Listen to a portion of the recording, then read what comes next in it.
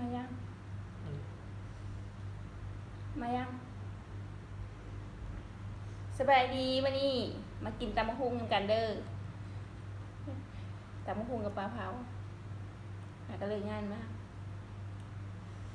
แซ่บๆ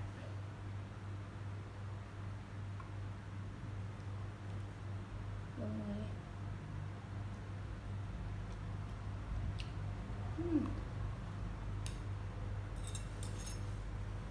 ตำมะฮุ่งต้องสดมาก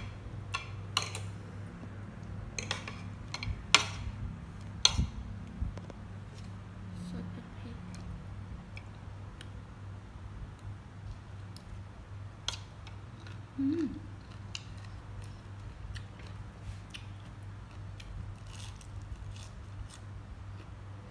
กระเพรา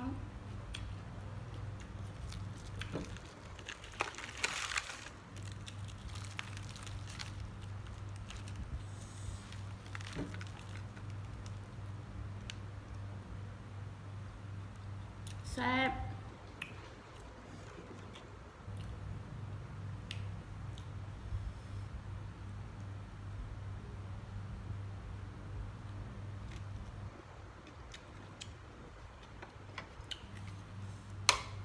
สดน้ำเลยสดน้ำตำมะฮุ่ง